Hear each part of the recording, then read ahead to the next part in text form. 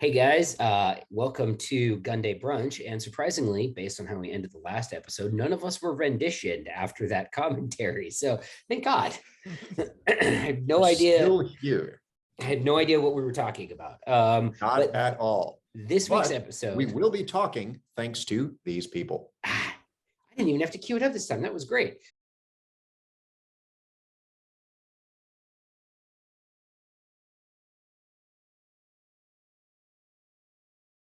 Right.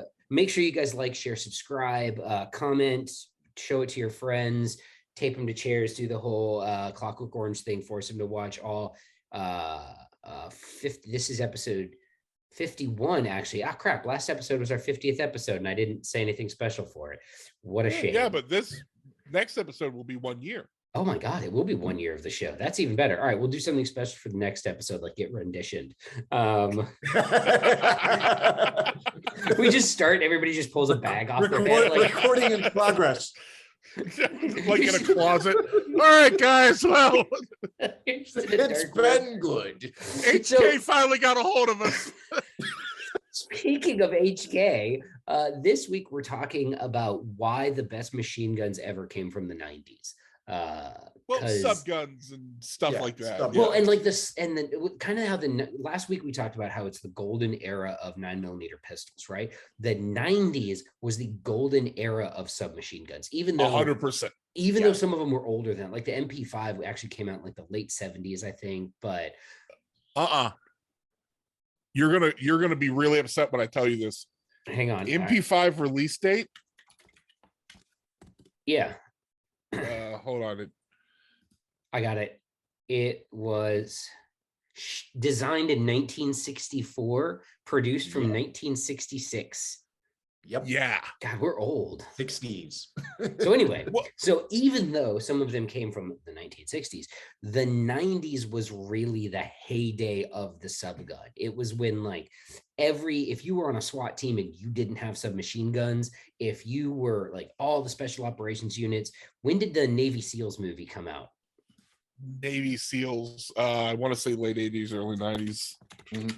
That's right in that era. One of my good friends, 1990. That's it. Yep. One of my good friends, Tom Alibrando, when he first made SWAT, when he was a cop in Arizona, MP5 baby, like subguns in the 90s. Can we? Navy SEALs, 1990. Fantastic, terrible movie with a lot of great gun stuff that happens in it. But absolutely God-going thermal will always like sit with me as like, that's cool. That's cool. I've had a friend who was on the teams tell me that Charlie Sheen waking up drunk and confused on the beach is a 100% accurate portrayal of many of his days in the teams. And I was like, cool. I respect that.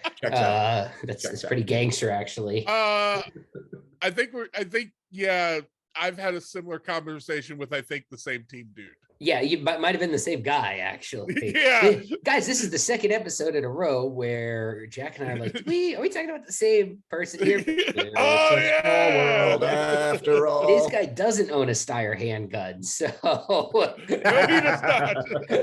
He owns a Tommy gun, though, which is a submachine gun. And I think that, okay, so subguns, right? I love subguns. I built my SBR to be the closest thing I can get to a legal new manufactured subgun. I'm just waiting on my FRT to show up in Minecraft. But there's something about submachine guns that is cool. I really think it started with a cultural obsession with the Tommy gun, with the Thompson submachine gun. That's where it starts, because you can't tell me that the trench, those things looked cool in The Rocketeer when the mafia guys whip out their Thompsons and go ga, ga, ga, ga, ga, and just full flash blanks, fire shooting everywhere. Yes, that was a Rocketeer. The Thompsons started a lot of people's love affair with the subgun culture, and the Thompson's a massive beast. It's a heavy gun, but people started seeing that and there was like, that's cool. That does things that these other guns don't do, and that's awesome. So and then everyone rolling around and like Saving Private Ryan with a Thompson if they're anybody important, as opposed to the Grands for the general guys. Like the Thompson was like, yep, me. If you really talk to like and look at the World War II stuff, no one really liked the Thompson compared to the grease gun. Comparatively, a Thompson is very heavy. It's hard to shoot. I've put a few thousand rounds to full auto Thompsons.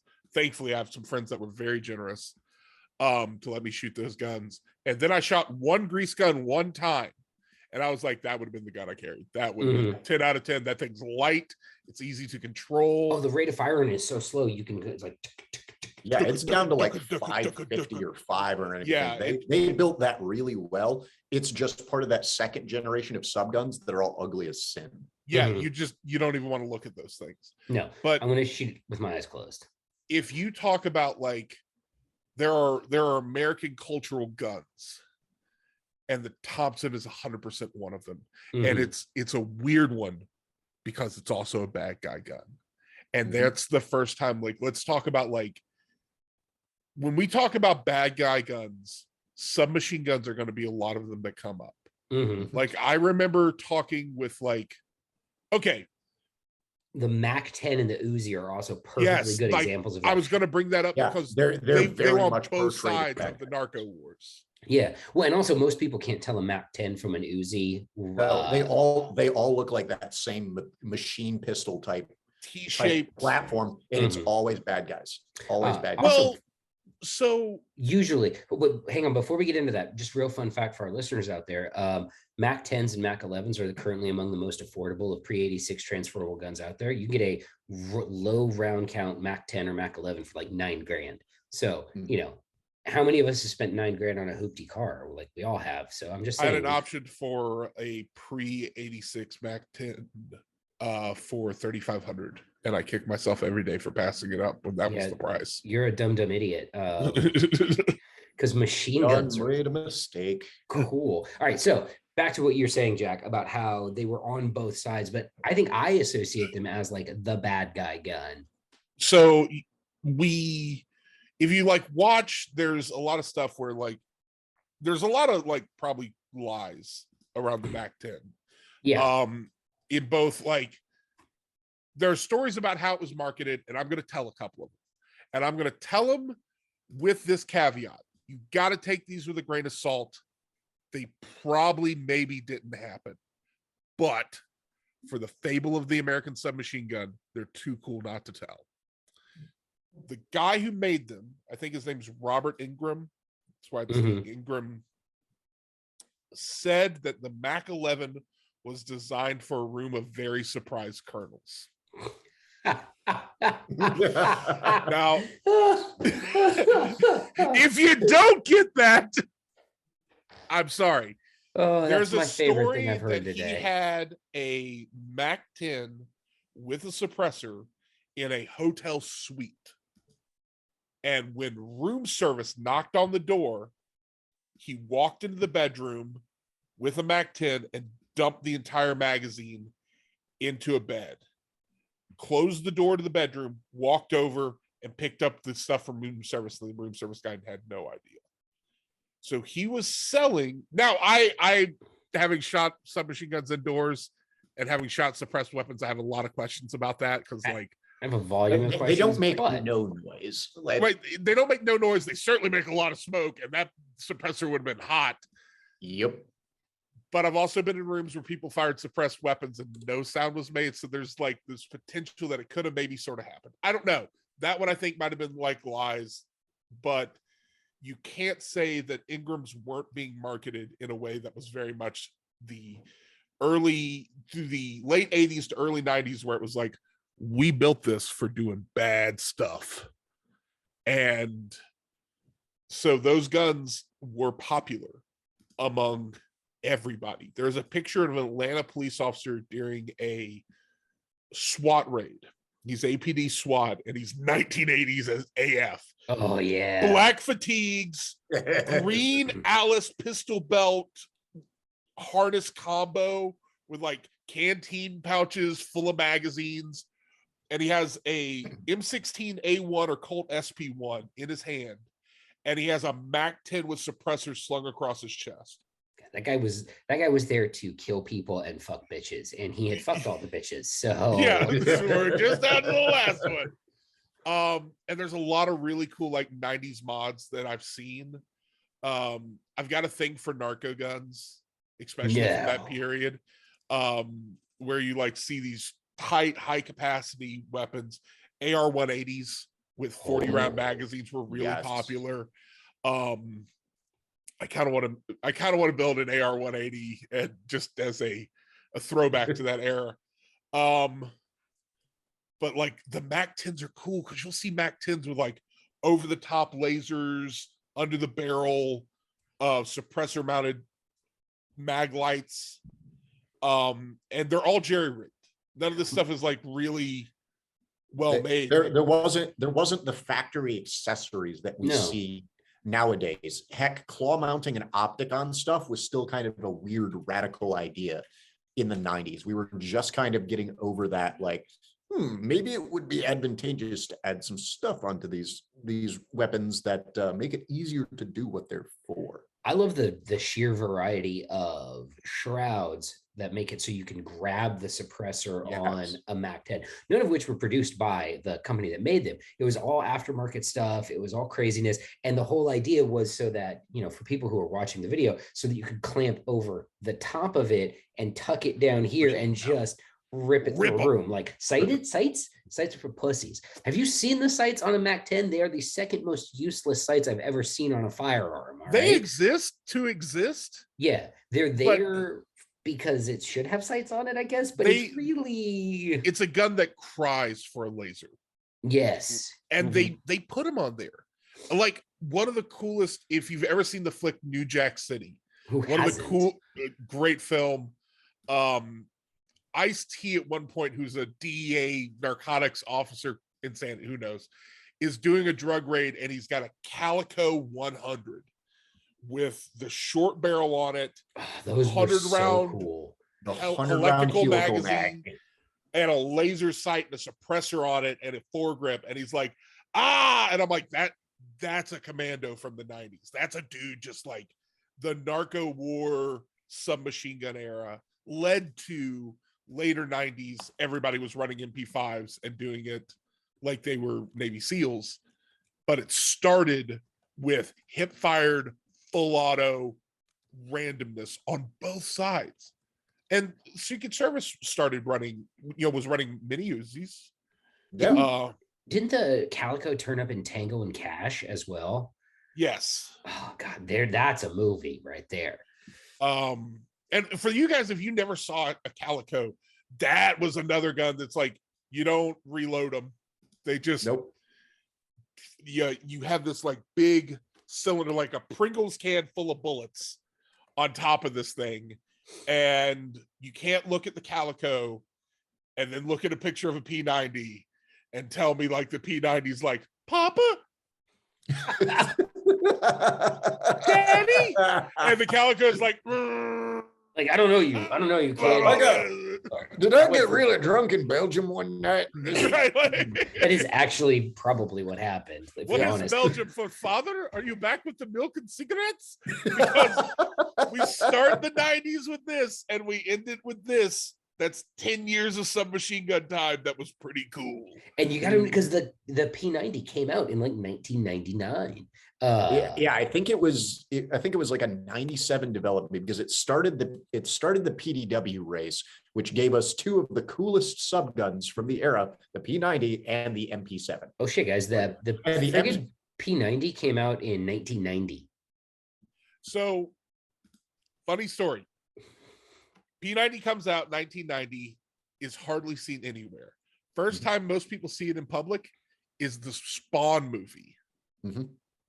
But they weren't P90s. They were mocked up MAC-10s.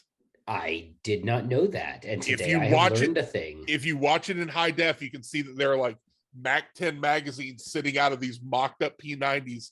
There's a website that shows pictures of them because the guy had seen the P90, heard it was the latest and greatest thing, and was like, I want that in the movie. Like, we can't get that in the movie. They don't exist for us.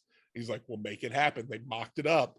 So I think what was funny about the P90 and to another extent the P7 was it turns out everything is cyclical, because those guns were designed as with sort of the same idea in mind of the old M1 carbine and the later the full auto M2 carbine, was as a gun to give to not frontline combat troops that was capable of defeating the soft body armor of the era that was common for when we got into a shooting war with Russia, which I just think that's funny. Not relevant today, is it?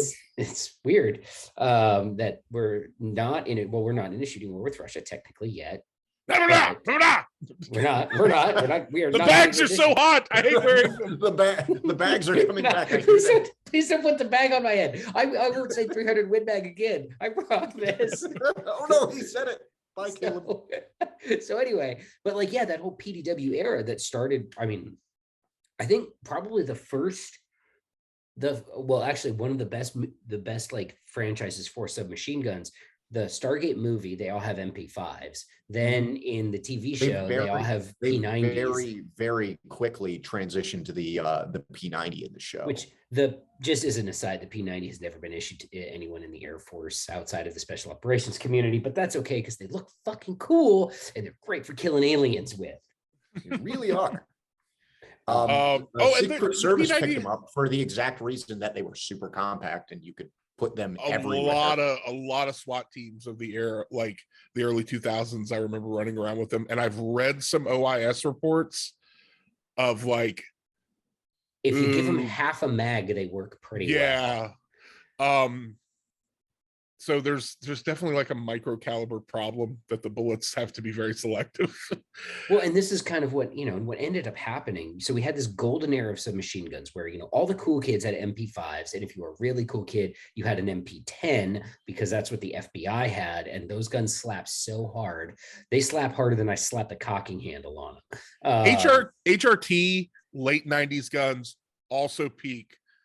Me and you have talked about this. Peak aesthetic. There's a video of a dude with from HRT with an MP10, so a 10 millimeter MP5, straight mag, one mag going forward, one mag going backwards. So all you had to do was pull them, twist, and reload. And like he's got an aim point on it and a super tall mount. He's got a modified Surefire forend. His stock has been cut with an extra notch so they can have like a short stock variation of it.